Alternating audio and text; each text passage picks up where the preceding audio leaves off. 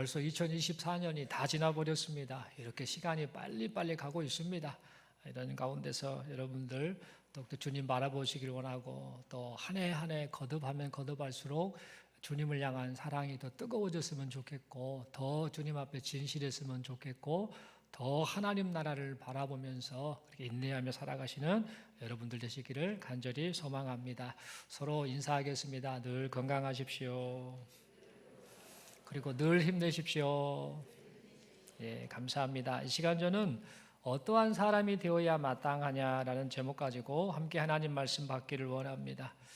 성탄 감사주일 이번 주 이제 맞이합니다. 그래서 내일 모레 또 성탄 축하 또 감사 행사도 하고 성탄절 예배도 드릴 텐데 성탄절을 맞이해서 주님이 오셨구나. 우리를 죄와 사망으로부터 구원하시기 위해서 우리 주님이 오셨구나.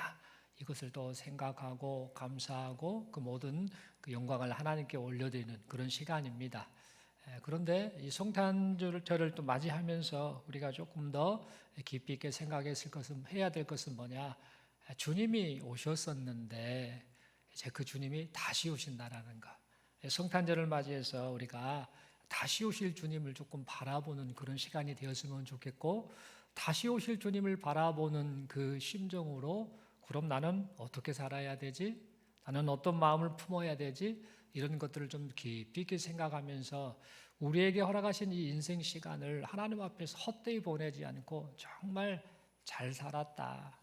그래, 신실하게 그렇게 살았구나라고 그래 인정받는 그런 인생이 되었으면 좋겠다라는 심정으로 이 말씀을 전하고자 합니다.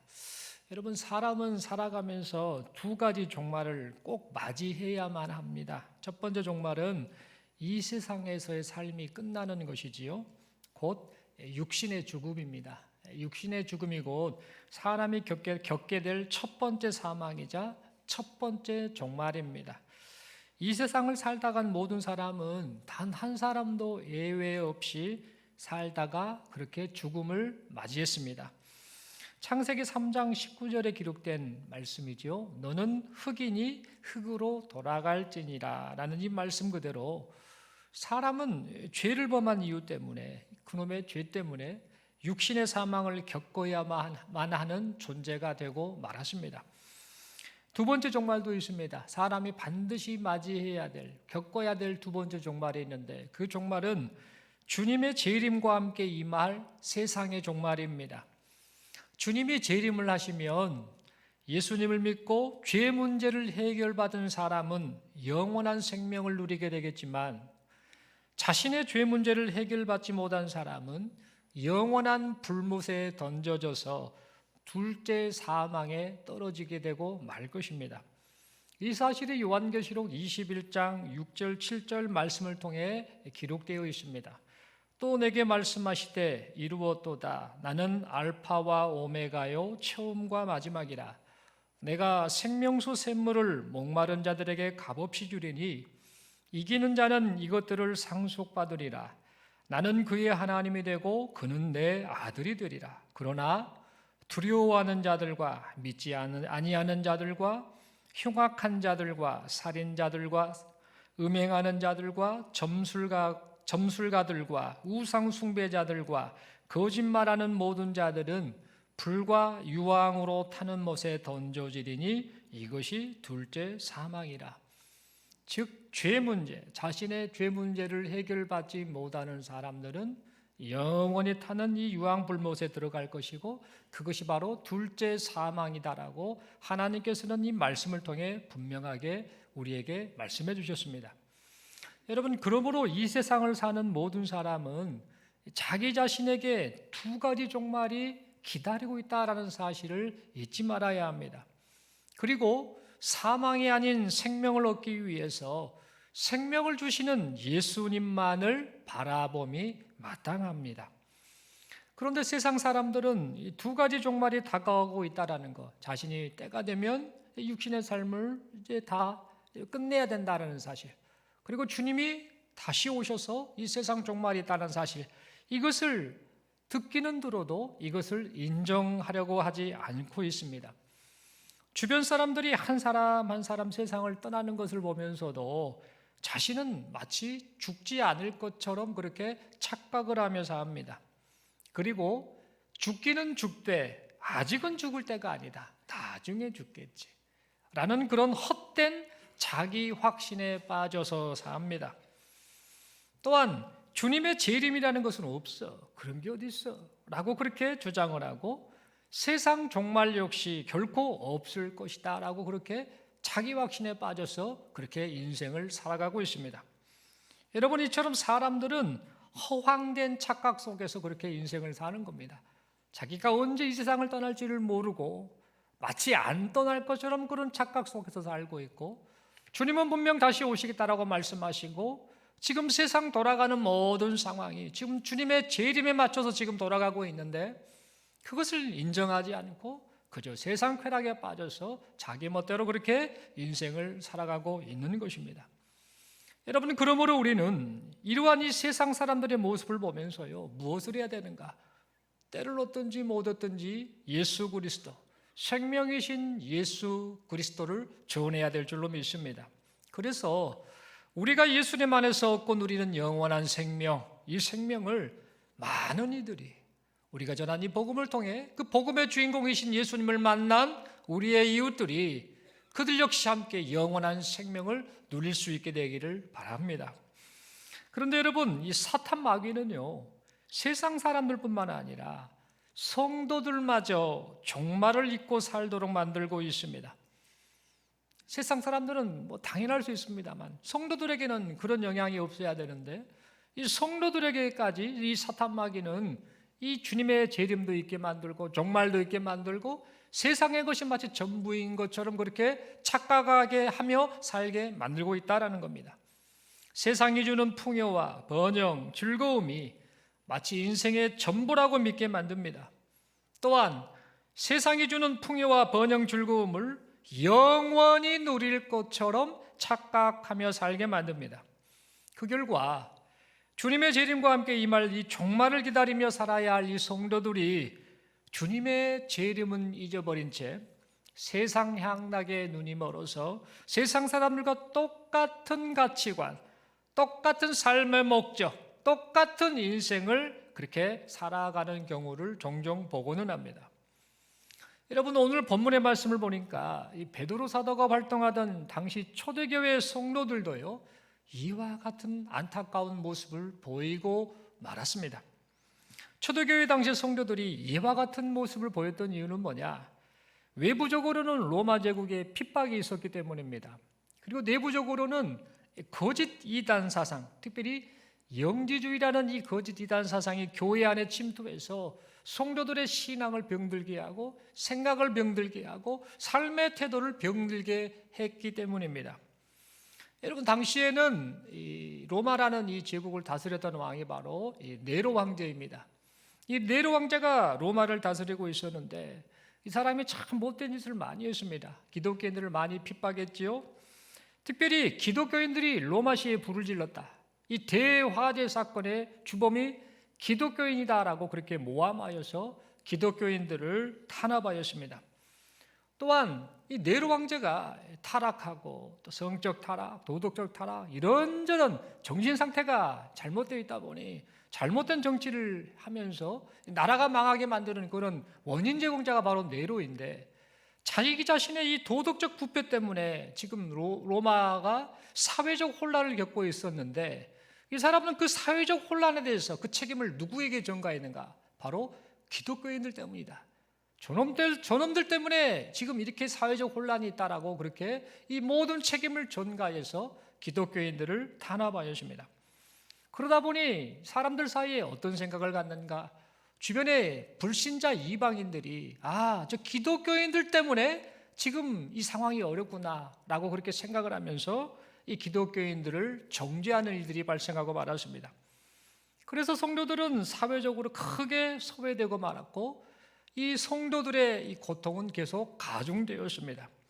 이렇게 내외부적으로 고난과 시련이 또 시험이 계속되자 어떤 일이 발생했는가? 교회를 다니고 함께 신앙생활을 한다고는 하지만 아직 참된 신앙을 가지지 못한 사람들, 아직 신앙이 믿음이 연약한 이 성도들이 핍박을 피하기 위해서 더 이상 힘들다. 고난받는 것도 힘들고 기독교인이라는 이름 때문에 내가 고통당하는 게 힘들다. 이런 생각을 하면서 신앙을 저버리는 일들이 발생하고 말았습니다. 또한 교회 안에 침투한 이 영지주의의 영향으로 인해서 주님의 재림을 부정하는 일까지 발생하고 말았습니다. 영지주의자들은 말을 합니다.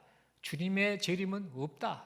그게 말이 되냐? 그러니까 이 땅에서 잘 먹고 이 땅에서 잘 살고 이 땅에서 누리며 살아야 한다라고 그렇게 가르치면서 이 성도들의 종교적 도덕적 탈선을 조장하였습니다. 그 결과 일부 이 성도들의 이 병든 신앙, 그 영향을 받은 이 성도들 중에 병든 신앙이 있었겠죠. 근데 그 신앙이 전염병처럼 다른 성도들에게까지 전염되고 있는 상황이었습니다. 그래서 이런 상황을 지켜보는 이 베드로는요, 로마 제국의 핍박과 거짓 이단 사상 때문에 믿음이 지금 흔들리고 있는 이 성도들을 생각하면서 말합니다. 우리를 구원하신 예수님, 그 예수님께서 다시 오실 것입니다.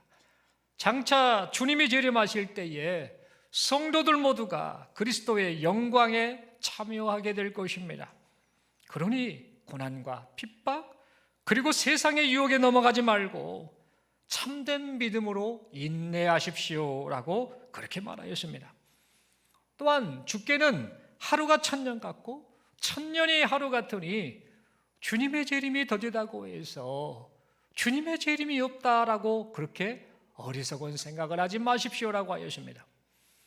여러분, 여기서 주께는 하루가 천년 같고 천년이 하루 같다라는 이 말씀은 뭐냐면요, 유한한, 인생이 길어야 100년 아닙니까? 이 유한한 사람의 입장에서 볼 때는 천년이 매우 긴 시간 같지만 영원하신 하나님 입장에서 볼 때는 천년은 단지 순간, 즉 하루에 불과하다라는 그런 의미의 말씀입니다. 예를 들어 보면 하루살이 있죠. 하루살이가 성충으로 사는 시간이 하루 또는 2, 3일 산다고 합니다.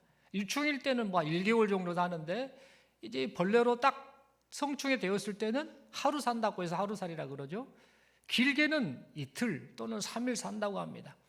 하루살이 입장에서는요, 그에게 주어진 하루가 엄청난 시간일 겁니다. 야, 내 인생 엄청 오래 살았다. 야, 보람되게 살았다라고 할지 모르나 그 하루살이를 보는 100년 사는 인간의 입장에서 보면 아주 극히 짧은 시간이라는 겁니다. 이처럼 이 천년이라는 기간은 길지 모르나 인간의 입장에서 봤을 때, 그러나 시작과 끝이 되신 하나님 영원하신 하나님 입장에서 봤을 때는 천년은 극히 순간에 불과하다라는 그런 의미의 말씀인 겁니다. 또한 천년이 하루 같다라는 이 말씀은 짧은 하루의 시간이라 할지라도 우리 주님은 천년 동안 걸릴 일을 하실 수 있는 분이다. 하루 만에도 하실 수 있는 분이다 라는 그런 의미의 말씀인 것입니다. 결국 베드로는 이 말씀을 통해 뭔 말을 하는가?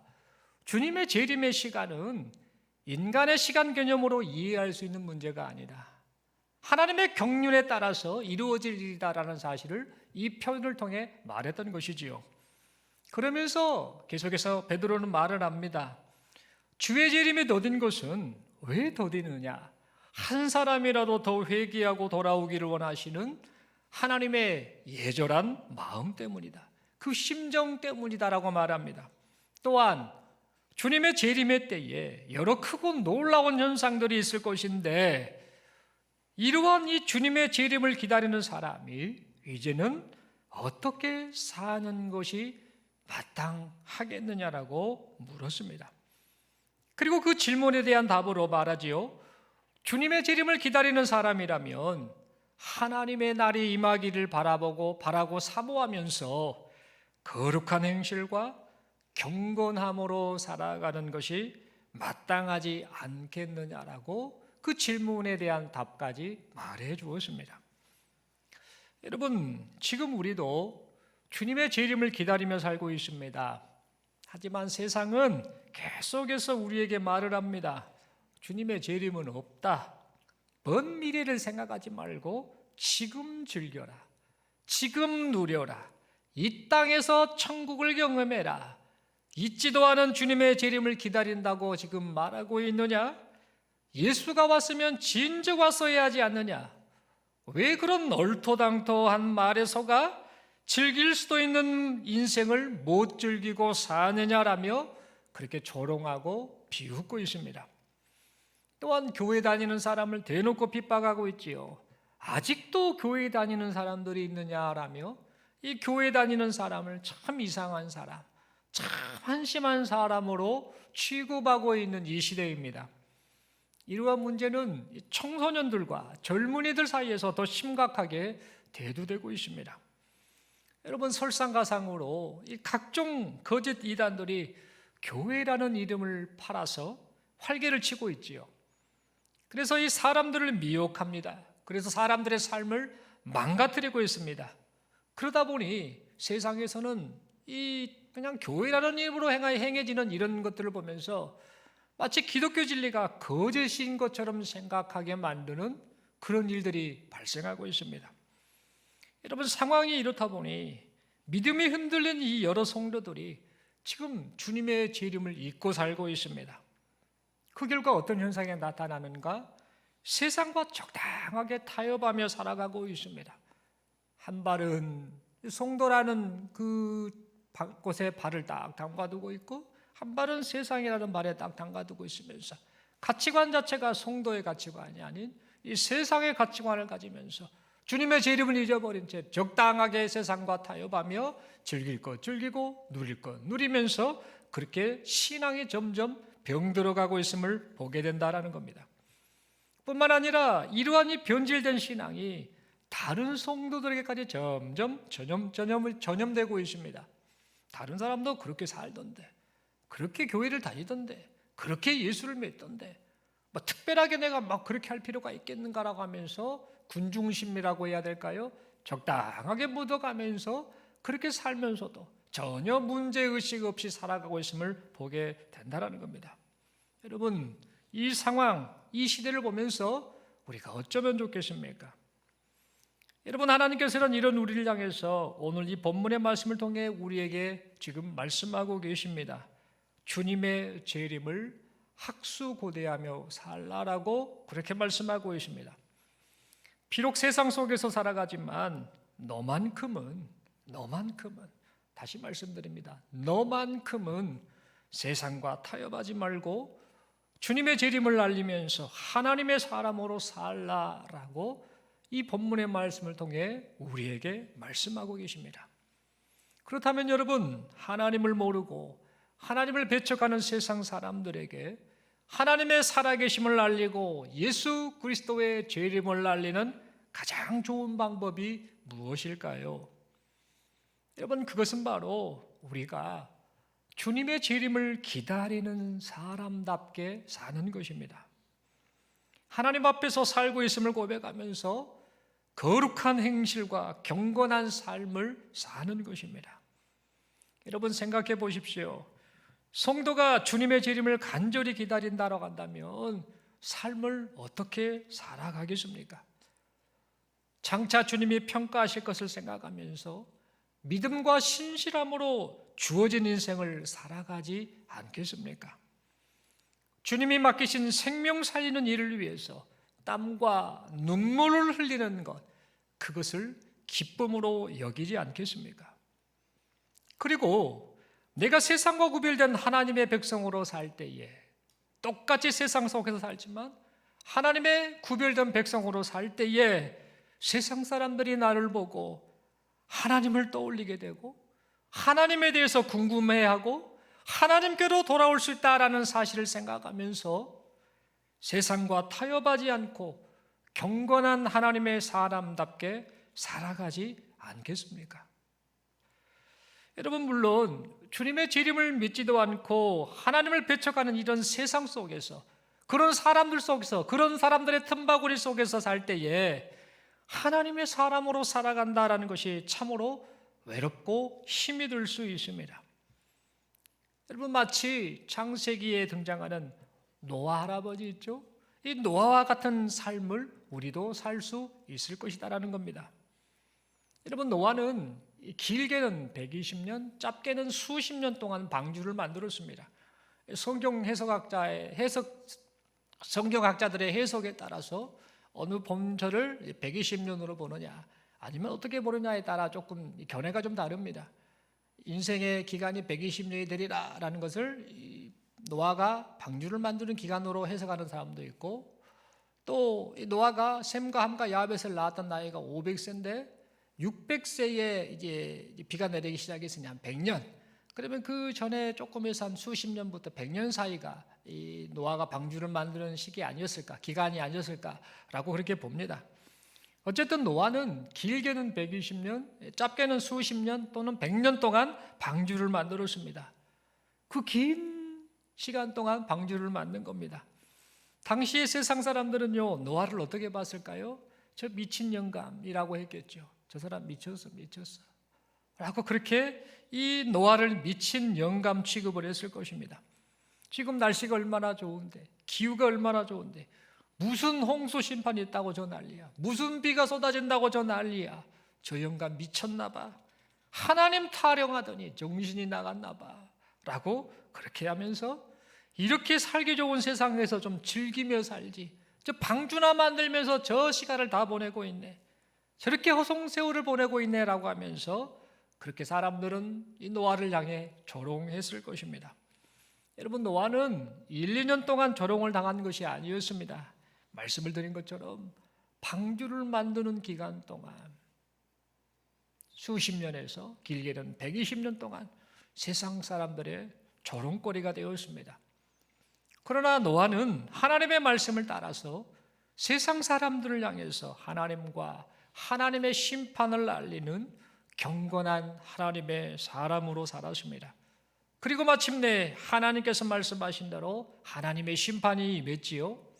그리하여서 하나님의 말씀을 믿는, 하나님의 약속을 믿는, 심판이 있을 것이다라고 그 사실을 믿는 그의 가족이 구원을 받게 되었습니다. 여러분, 노아처럼 우리도 주님의 재림을 기다리며 경건하게 살려고 할 때에 어떤 일이 발생할까요? 세상 사람들에게 천시를 당할 수도 있습니다. 이 사실을 너무나 잘 알았던 바울은 이 디모데후서를 쓰면서, 이 디모데후서는 바울의 마지막 유언을 담긴 글과 같지요. 마지막 이거 쓰고 세상을 떠났습니다, 바울이. 그 디모데에게 이런저런 유언과도 같은 말씀을 전하면서 디모데후서 3장 12절을 통해 이런 말을 남깁니다. 무릇 그리스도 예수 안에서 경건하게 살고자 하는 자는 박해를 받으리라. 이 말씀을 남겼는데, 이 말씀대로 성도가 이 세상에서 살면서 주의 재림을 기다리며 그날을 기대하면서 경건한 하나님의 사람으로 살고자 할 때 반드시 박해가 있을 것이다 라는 겁니다. 그러나 여러분, 타락한 세상 속에서도 경건한 하나님의 사람답게 주님의 재림을 기다리고 또 주님의 재림을 알리는 여기 모인 우리 모두가 될 수 있기를 간절히 소망합니다. 주님의 재림이 더디다는 이유로 주님의 재림이 없는 것처럼 착각하거나 또는 주님의 재림을 기다리다가 너무 더딘 것 같아서 그래서 기다리다 지쳐 세상과 적당히 타협하는 그런 어리석은 자가 되지 않기를 바랍니다. 장차 주님과 함께 누리게 될 하늘 영광, 그 하늘 영광을 바라보면서 오늘 이 한날도 경건한 하나님의 사람으로 살기를 결단하고 마음을 다잡고 경건한 하나님의 사람으로 삶을 살아드리는 우리 모두가 될 수 있기를 간절히 소망합니다. 주님의 재림이 더딘 이유가, 왜 주님의 재림이 더딘가? 그 이유가 한 사람이라도 더 회개하고 돌아오기를 바라시는 하나님의 애타는 심정 때문이다라는 사실을 안다라고 한다면 세상과 구별된 경건한 하나님의 사람으로 살아서 하나님의 생명 살리시는 일에 동참하는 우리 모두가 될 수 있기를 간절히 소망합니다. 사랑하는 성도 여러분, 요한일서 2장 15, 16, 17절 말씀을 보면 이런 말씀이 기록되어 있습니다.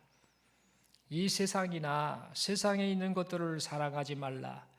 누구든지 세상을 사랑하면 아버지의 사랑이 그 안에 있지 아니하니 이는 세상에 있는 모든 것이 육신의 정욕과 안목의 정욕과 이생의 자랑이니 다 아버지께로부터 온 것이 아니요 세상으로부터 온 것이라. 이 세상도 그 정욕도 지나가되 오직 하나님의 뜻을 행하는 자는 영원히 거하느니라. 아멘. 여러분, 이 말씀을 좀 마음에 새기며 한 주간을 보내셨으면 좋겠고 앞으로의 인생을 살았으면 좋겠습니다. 이 말씀을 마음에 새기면서 오늘 이 시간에도 주님의 재림을 기다리길 바랍니다. 그리고 주어진 인생 시간 동안에 남들이 어찌 살든, 남들이 세상 쾌락에 빠지고 적당하게 타협하고 그것이 마치 멋져 보이는 인생을 사는 것처럼 그들이 행동한다 할지라도 그들을 본받지 말고 따라가지 말고 하나님 앞에서 경건한 하나님의 사람으로 살아가는 우리 모두가 될 수 있길 바랍니다. 그리하여서 우리를 통해 한 사람이라도 더 하나님께로 회개하고 더 돌아오는 일이 일어날 수 있기를 바랍니다. 여러분, 주님의 재림이 가까운 이때에 특별히 성탄 감사 주일을 맞아서 우리 주님은 오늘 이 본문의 말씀을 통해서 우리에게 묻고 계십니다. 어떠한 사람이 되어야 마땅하냐?